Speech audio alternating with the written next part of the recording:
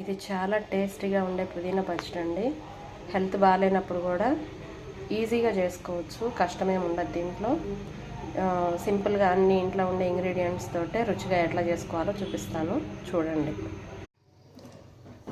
Hello friends, good morning. ఈరోజు పుదీనా పచ్చడి చేయడం చూపిస్తానండి.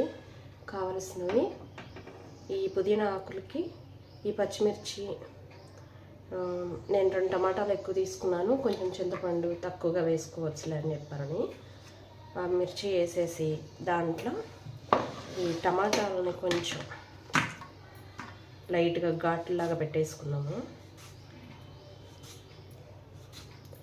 దాంట్లో వేసేసుకొని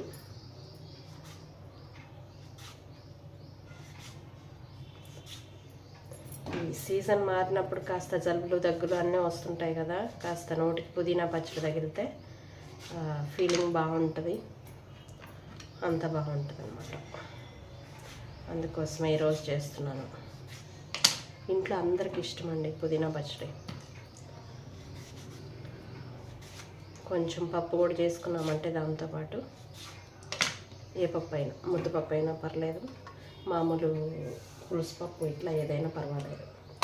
ఈ టమాటాలు వేసుకున్నాను కదండి, దాంట్లోనే కొద్దిగా ఆయిల్, కొంచెం ఎక్కువ కాదు కొద్దిగా వేసేసుకొని స్టవ్ వెలిగించేసుకుంటే కనుక అది మగ్గుతూ ఉంటుంది. మిర్చి టమాటా ఉడకడానికి కొద్దిగా టైం పడుతుంది కదా, అందుకోసం మూత పెట్టామంటే అది మగ్గుతుంటుంది. ఈ లోపల ఈ పుదీనాని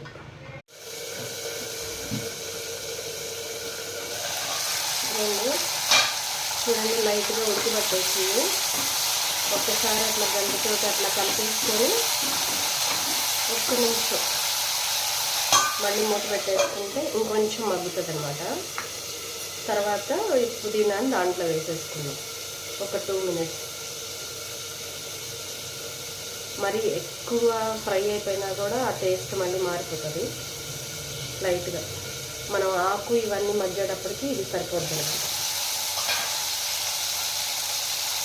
వేడుకున్నాయి కదా, పుదీనా ఆకులు పైన నీటిలో పెట్టేసుకోవాలి.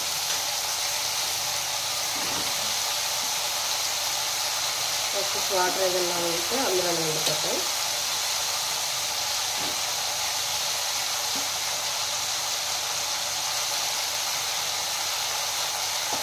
మళ్ళీ మగ్గేటట్టు కాసేపు మూత పెట్టేసుకున్నాం, మగ్గిపోతుంది.